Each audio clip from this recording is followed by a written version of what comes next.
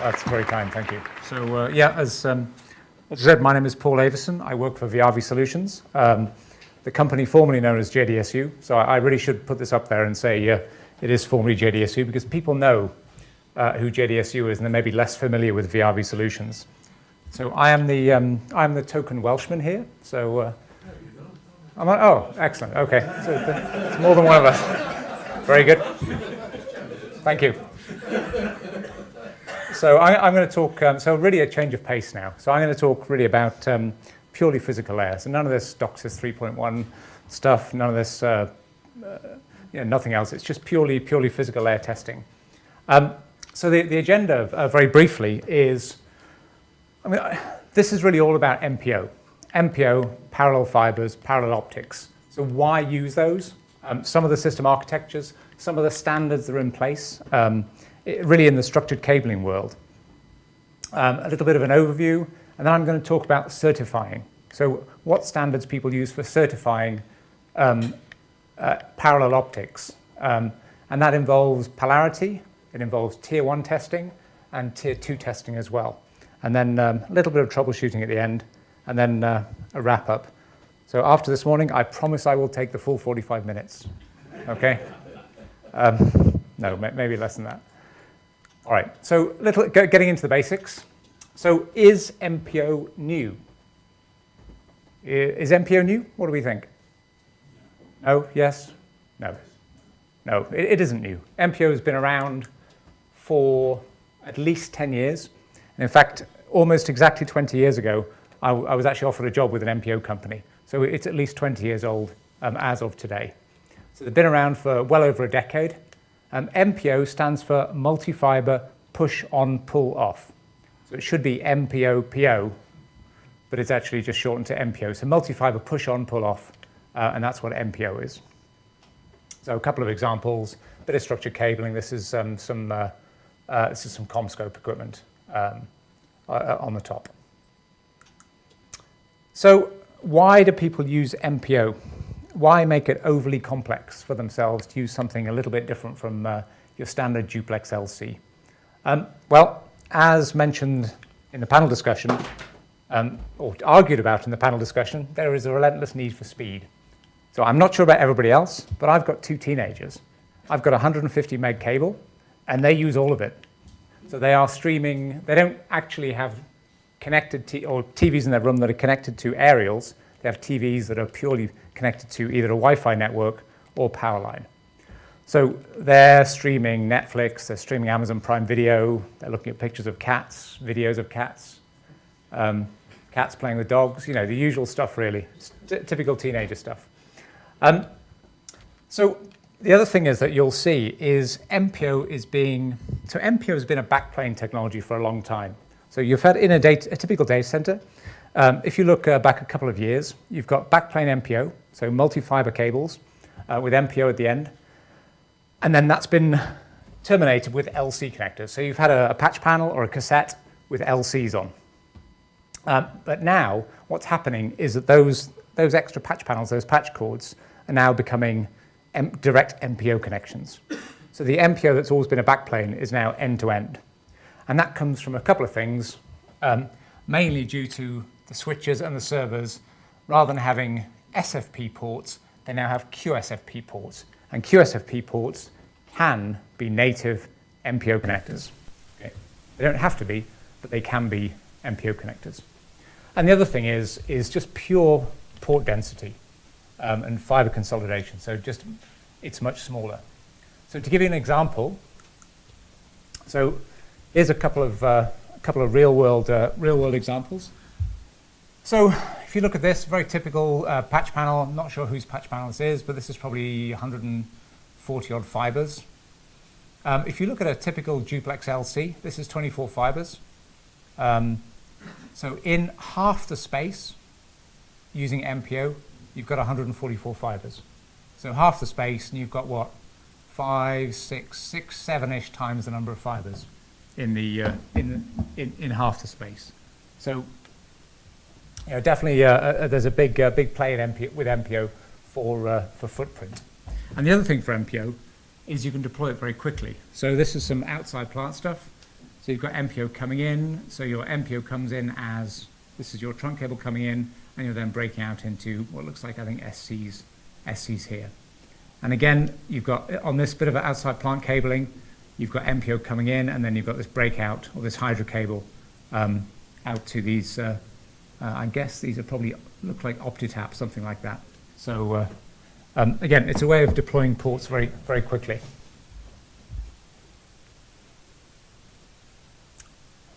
So you get the questions, by the way. Okay. All right. So if you look, so purely looking at the data center side, one point that's really important to make is MPO is historically a data center connector, but it is emerging from this chrysalis of the data center, and it's becoming a much more popular connector out in the field. So we are starting to see discussions about using MPO in both the street cabinet, but also in the antenna for 5G. So it looks like the 5G will be QSFP28 in the antenna, and that's an MPO standard, or it can be an MPO standard. So that is already under discussion right now. So if you look at the sort of 100 gig Ethernet, so the client side, the data center type standards, as we stand today.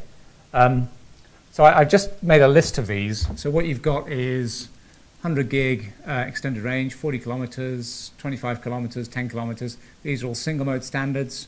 You've got a couple of coarse WDM standards. So I think these are 4 wavelengths per direction, a couple of 2 kilometer ones. You've got PSM4, which is parallel single mode, 500 meter range, single mode fiber. And then you've got short wavelength WDM, which is again a multi-mode standard, but new fiber. What I want to point out is that these are all parallel standards. And I made up a word, and the word is parallelism. I'm not actually sure that is a proper word. But all of these 100 gig standards are either, all of the first, well, all of the ones except the bottom one are 4 times 25. So they're all 4 times 25 gig. And that 4x is either wavelengths, so it's either WDM, wavelength division multiplexing, or it's fibers. And the last one is the classic 100 gig that's been around for a few years, and that's 10 times 10 gig. And if you just highlight a few of these, so 4 fibers per direction here, 4 fibers per direction here, 10 fibers per direction here. These 3 standards, so PSM4, parallel single mode, 100 gig SR4, and 100 gig SR10, these are all MPO standards, okay? These are all QSFP28. In fact, I think 100 gig SR10 is CFP, actually, not QSFP28. So it is CFP. But the top 2, these are CFP, these are QSFP standards. So what you'll note is these are 4 fibers per direction. So they use 4 fibers, they use a 12 fiber MPO, so 4 fibers going in this direction, and they use 4 fibers going in the opposite direction to get that full duplex link. And then the final one, this 100 gig SR10, is 10 fibers in each direction. So it actually uses a 24 fiber MPO connector. So 10 fibers in this direction, and then in a layer below, same connector, 10 fibers in the opposite direction. So it's 20 fibers. So the fastest growing one that we see is actually PSM4. That is a data center standard, but that 500 meters is enough for pretty much every data center. So 100 meters might not be big enough for the sort of hyperscale data centers. PSM4 generally is big enough. So that's the one we see growing the most at the moment. Okay, so the evolution of MPO. So I mentioned that historically it's been a backplane. So if you look at sort of 1 gig, 10 gig, you've had MPO here in the backplane. So this is an MPO connector, 12 fiber here, broken out using a cassette or an MPO or a hydro cable or breakout cable into duplex LC. So that's kind of where we are now, and where we were a couple of years ago. But what we're starting to see now is that backplane being reused, and as people are migrating to 40 and 100 gig, they're reusing that MPO backplane, and now these cassettes or those panels are being replaced, and the patch cords at the end are being replaced by direct MPO. So you're seeing QSFP28 here, QSFP28 here, and the entire link is MPO multi-fiber. And what you'll see, so if you look at on the end of this MPO cable, if you look at either 40 or 100 gig SR4, they use 4 fibers at one side, so fibers 1 to 4 here. They miss out 4 fibers, and then they use 4 fibers in the opposite direction on the other side of the connector. And you can tell this was designed by an electrical person because they used the worst fibers. So if any of you are familiar with MPO connectors, you'll always find the outside fibers are always the worst. So it's the middle fibers that are always the best. So they just totally miss them out. So impressive stuff by the electrical designers there. By the way, I'm an electrical engineer by profession, so I can say that. All right, so if we look at MPO connectors, so if you look at the end face of an MPO connector, it's very different from a standard LC or an SC. So you've got a few features. So at the top, you've got a keyway, and there's a whole other discussion about keyways because there are emerging standards for 16 fiber MPO connectors as well. So this is the keyway for a 12 fiber connector, but there's an offset keyway for a 16 fiber, but I'm not going to go into that today. So you've got a plastic connector, and then you've got a glass reinforced plastic ferrule. And inside that ferrule, you've got a row, typically of 12 fibers. And then on either side of the fibers, you've got either a pin or a hole. And it's not the mating sleeve that aligns the fibers, it's the pins and the holes, or the pins and the sockets that align the fibers. So unlike an LC connector where the alignment is all done with the mating sleeve itself, on an MPO connector, the alignment is done by the pins and sockets in the connector. If you have more than 12 fibers, you get multiple rows. In fact, MPO supports up to 72 fibers. So it supports 6 rows of fiber. So if you imagine each of those fibers is carrying 25 gigabits, suddenly you've got almost a terabit running through that connector. So all of a sudden, this MPO connector is an incredibly valuable piece of real estate that you have to look after. So 72 fibers, 24 is really popular, 72 fiber, quite rare. So don't expect to see 72 fiber as of today. Okay, so I'm going to throw out a statement here. So MPO connectors are much more likely to be contaminated by dust, dirt, all that kind of stuff than an LC connector. If you take a regular LC connector, you've got a 1.25 millimeter ferrule. The area of that ferrule is about 1.2 square millimeters. Because the ferrule is domed, you only care about the central around 250 microns of that connector. So the contact you get is about 250 microns. So you care about the core, you care about the cladding, and you care about an area on the ferrule that's about 250 microns in diameter. So really small. On an MPO connector, well, the area of your ferrule is actually, 9.5 by 5 millimeters. You've actually got a 47.5 square millimeter connector there that you need to look after. And so much larger area you need to look after. And if you think that if one fiber here is 95% likely to be clean, if you multiply that up, then 12 fibers are 55% likely to be clean. So what you'll find if you've ever used MPO connectors is you've got a dirty fiber, you try to clean it, and you find that the dirt's moved to a different fiber. And you go through that 3 or 4 times, and 3 or 4 cycles is very typical with MPO. So a little bit about polarity. So polarity really matters with MPO connectors. And polarity comes in on the cable itself, it comes in 3 flavors. It comes in type A, type B, and type C. So type A polarity is straight through. So fiber number 1 on connector A on this side is connected to fiber number 1 on connector B here. So that's the standard type A cable. Type B is a crossover cable. So fiber number 1 here connects to fiber number 12 here, fiber number 12 here connects to fiber number 1. In any structured cabling link, you need at least one type B cable because you always need to reverse the polarity on a bit of structured cabling. You've also got type C, which is twisted pair, and that's pretty rare. You won't often see that. Type A and type B are the common ones that you'll see. So polarity really matters with MPO. So there's another type of polarity, and that's the adapter polarity as well, just to throw a bit of confusion in here. So rather strangely, as well as having type A, B, and C cables, you have type A and B adapters. Okay? So they should have called it something different, but never mind. So type A adapters are what we call key up, key down. So the key is down here, and the key is up on this side. So what you get here is position number 1 aligns to position number 1 here.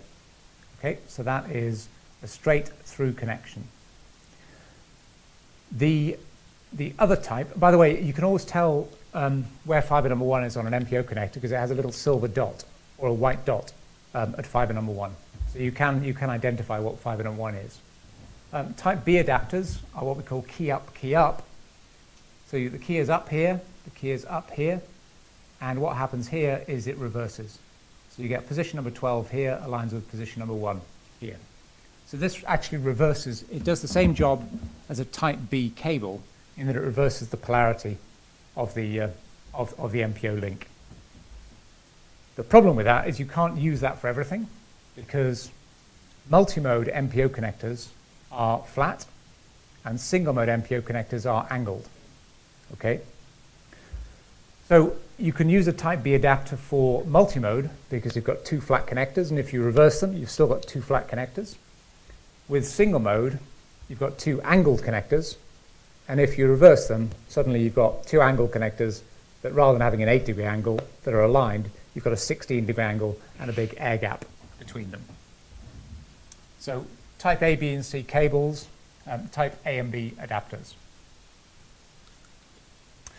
The other complication, the third complication, is that unlike an LC connector, you cannot just plug in any MPO connector to any other MPO connector because you have unpinned and you have pinned as well.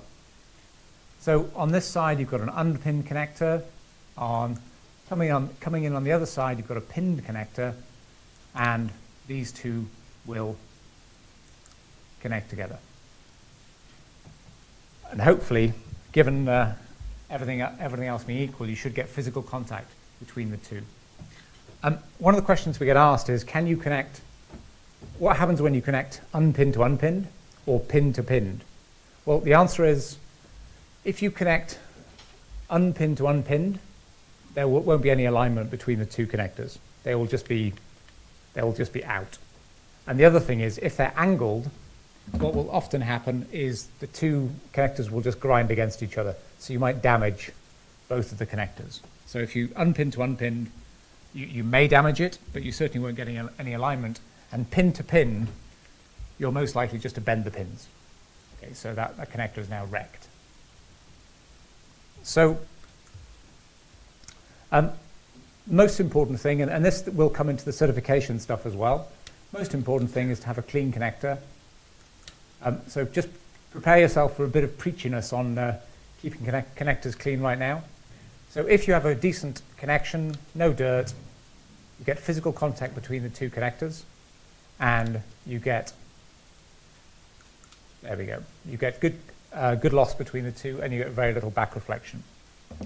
One thing that's worth noting at this point is with a regular LC connector, the glass is about the same height as the ferrule. Okay, so you get contact on the glass and you get contact on the ferrule.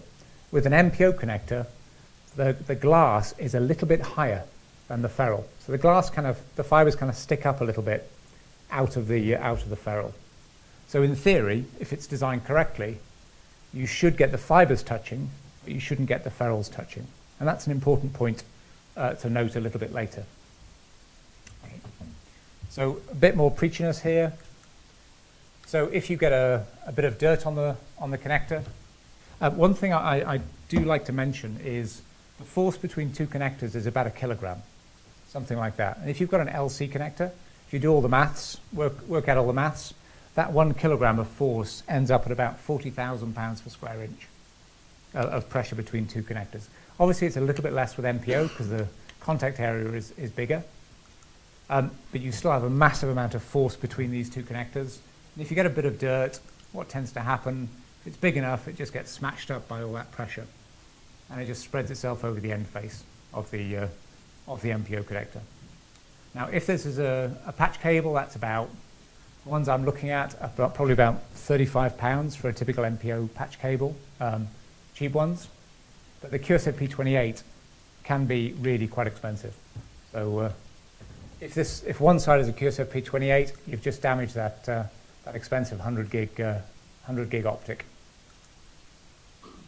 Okay, so what you get is you get high loss and you get back reflection. So moving on to the certification side, so there are lots of IEC standards and TIA standards that talk about structured cabling and testing structured cabling in the data center. So on the IEC side, the main one is ISO IEC 11801, and that's the generic cabling standard. A couple of other ones to note is there is a visual inspection standard, and if anybody's familiar with microscopes, this is the visual inspection standard for connectors.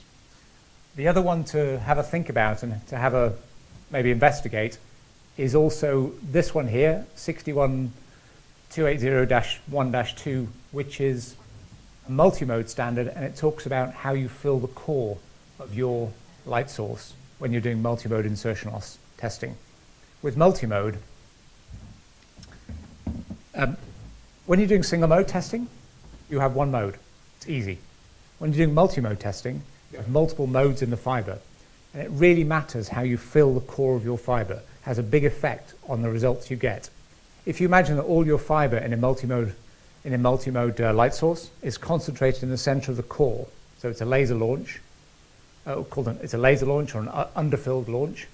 If you imagine you've got a bad connection and all your light is in the center of the core, if you've got an offset, you'll still get good loss across that offset connector.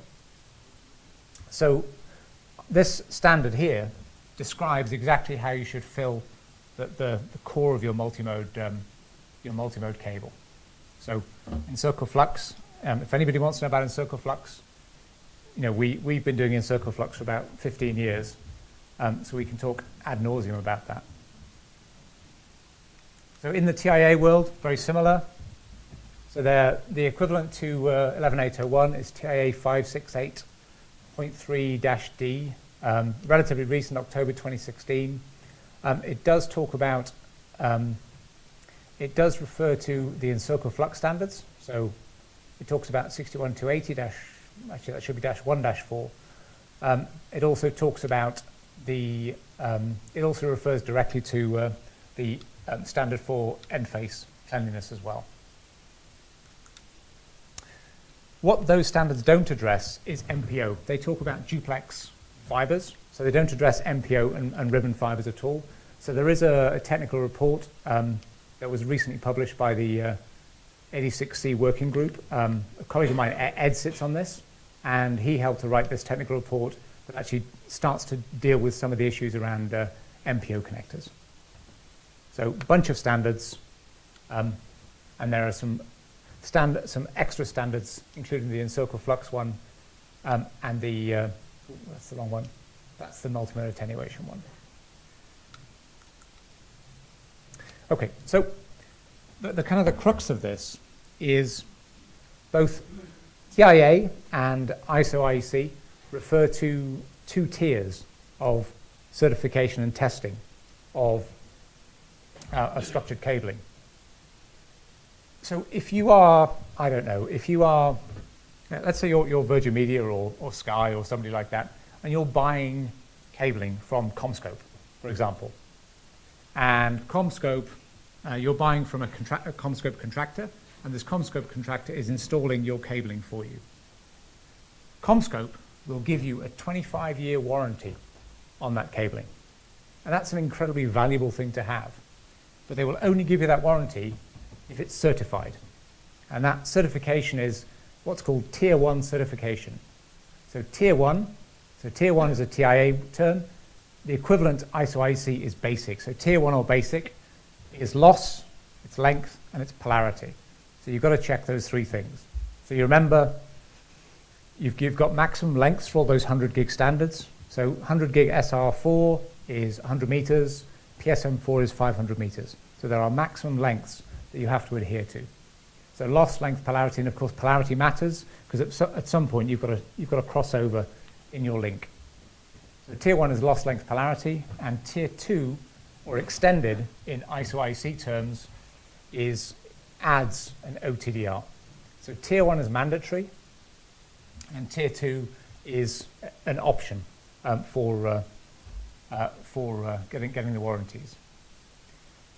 The other thing that's called out, and I'm going to mention this specifically, is both the Tier 1 and Tier 2 also call out fiber end face inspection and certification.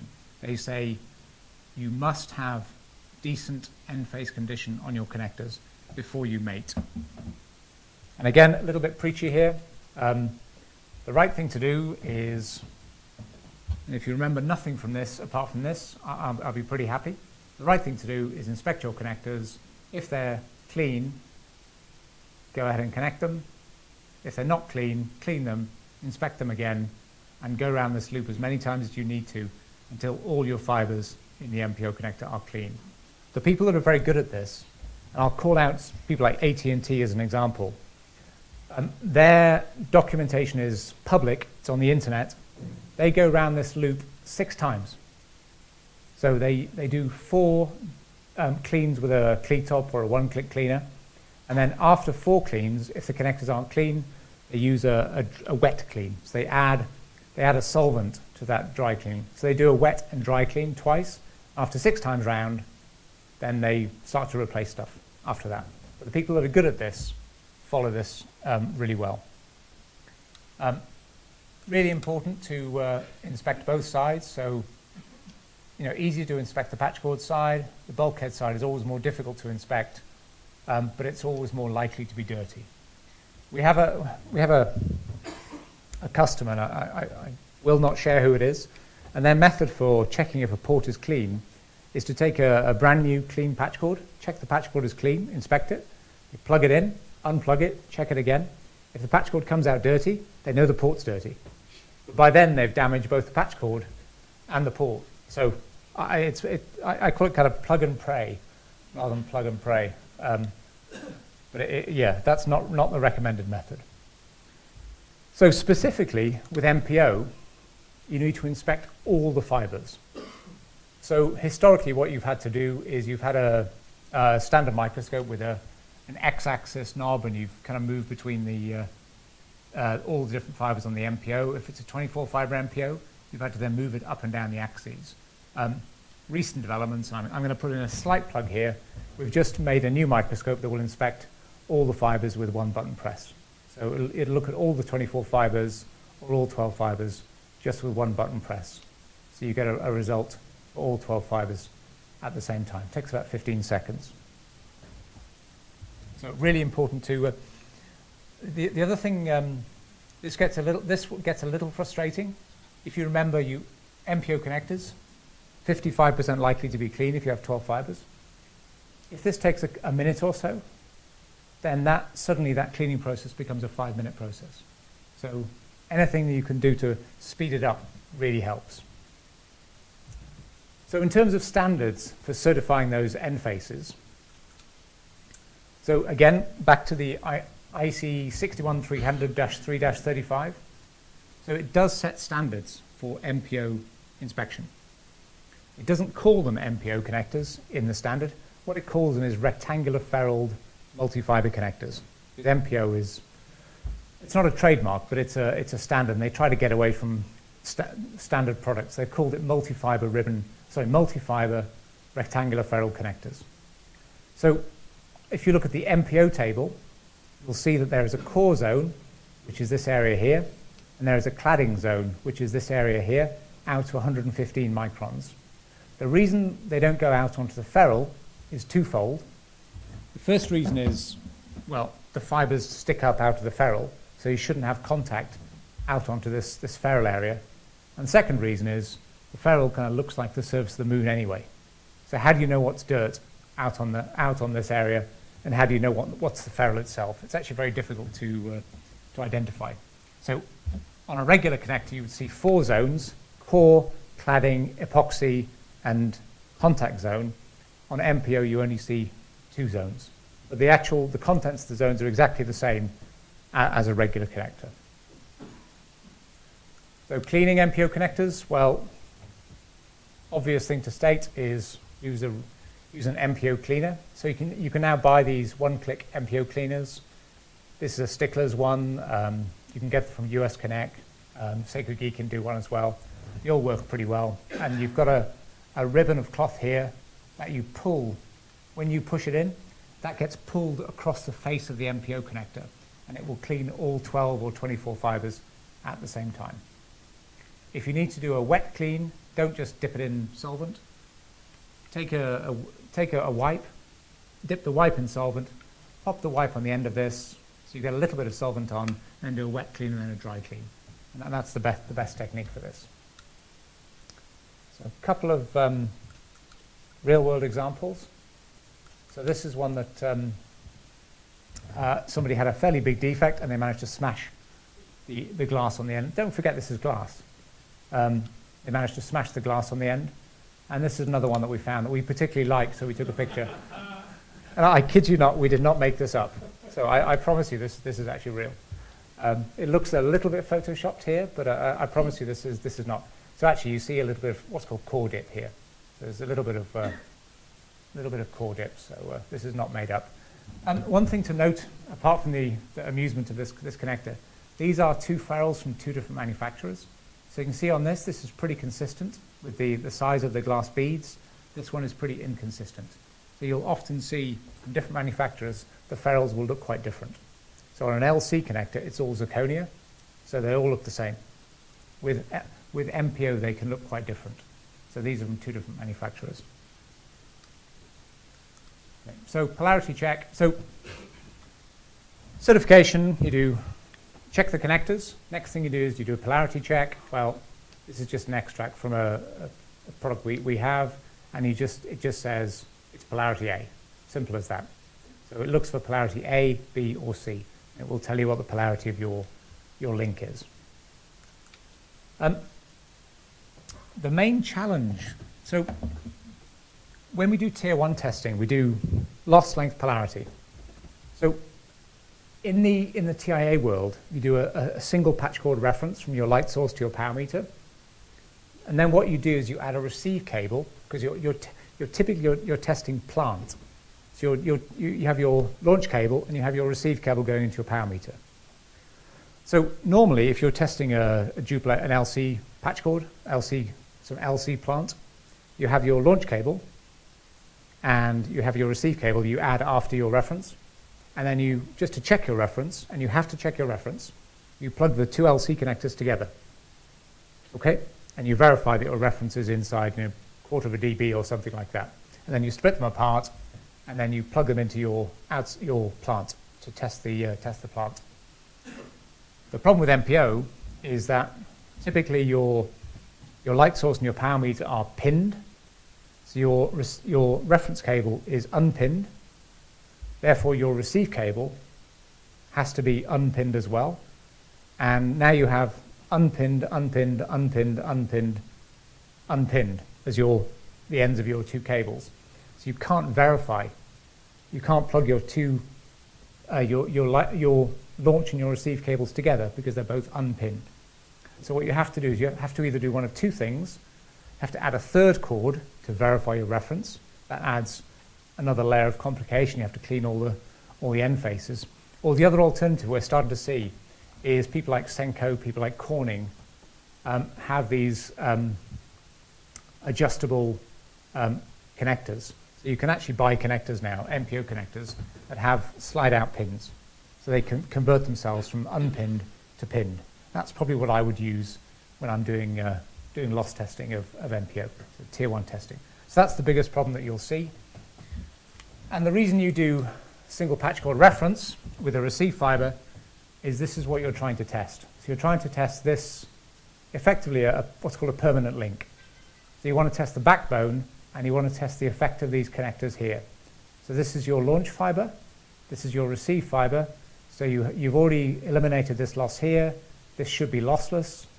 So what you're looking to do is, so your reference is basically from here to the power meter, and you're adding 2 connections plus a backbone, and you want to see what the effect of this, the backbone plus the 2 connectors is. So that's why you use a single patch cord reference. What you get is you get a result like this. So you get length, you get polarity, and then you get a loss for each fiber. So that is full certification for this MPO backbone. So loss, length, polarity. Okay. So the other slight complication of MPO, and in fact I was doing this yesterday, is if you have SR4, you don't have 12 fibers, you only have 8 fibers. So you have 1, 2, 3, 4, and then you have 9, 10, 11, 12. So one thing you can do, or one thing you should do, is you just need to eliminate, you need to unselect fibers 5, 6, 7, 8. So you need to unselect the 4 best channels in an MPO connector. Okay, so that way you're not trying to test fibers where you have nothing in place. What you might see in a 12 fiber connector that's being used for 8 fibers is you might actually see that there are 4 fibers there in the center, because it may be slightly cheaper just to deploy all 12 fiber rather than use 8 fiber specifically. So you might actually see fibers here, or as the case yesterday, I was using a Corning Edge 8 system, and there are 4 fibers on each end, and there is just a blank space. So there's not even any holes in the ferrule on the edges. Okay, so tier 2 testing, very simply, tier 2 testing is either used as additional certification or it's used as troubleshooting. So these are relatively short links, maybe with 2 or 4 connections. So if you find that your tier 1 testing has been done, it's failed the loss test, so you've cleaned everything up, still fails the loss test, you need to go and do a tier 2 test, which is adding an OTDR. And that will test not only the loss of the cable, but also where the loss is. One thing that kind of a new development is you can add a switch into the OTDR. So traditionally OTDRs have been single fiber. You can now add a switch, so you can then do all 12 fibers with a single button press. Again, one thing to watch out for is pinned and unpinned. So typically systems are pinned, so you need unpinned test leads. But if there are occasions when systems are unpinned, so you just need to know what you're looking at. Okay. So I have used all 45 minutes, so I'm pretty much on time, I think. So as a very quick wrap up, end phase condition is the most important. I've been banging on about this for years. We are still struggling with ourselves as an industry to make sure that the connectors on the end of our systems are clean. Just to give you a data point, we make fiber optic test equipment. 95% of our field returns are damaged connectors. So the service guys think this is fantastic. So they go, thanks very much, 500 euros, recalibration, put a new connector on, send it out, perfect. That's not good for end users like most of you, because you've just spent 500 euros on something that could have been prevented. So 95% of our field returns in fiber optics are just damaged connectors, nothing else. Okay, so end phase condition, bit preachy, sorry about that. Polarity can be a challenge. You need to be aware of what your polarity is. If you're buying a brand new SystemAct system from CommScope again, CommScope will sort that out for you, so the polarity is polarity B, end to end. So they will take care of all that for you. You don't have to worry about it. They won't let you buy something that is not polarity B. If you're adapting existing backbone, You may not know what the polarity is, or it might be polarity A. You just don't know that. So just be aware of pinned and unpinned, and there are challenges here with test cords as well. So loss length polarity is done on links, either duplex links, so 110 gig multi-mode, up to 100 gig single mode on duplex, just duplex LC typically, 40 gig, 100 gig multi-mode, and PSM4 100 gig single mode are all MPO. So tier 1, and then if you struggle with tier 1, you need to use an OTDR to characterize the link or do fault isolation. And that is it. So if, by the way, just one thing, if you, we have a very good white paper that's pretty product agnostic. So if you go to viavisolutions.com/MPO, you can just download this testing parallel. If any of you are interested, you can just download this testing parallel optics white paper. And it kind of does it talks about all the stuff that I talked about today. And it's quite a good product agnostic resource. Okay. What's the standard reflection loss and standard attenuation? For MPO? Yes. That's a good question. It depends who you talk to, I think is the, so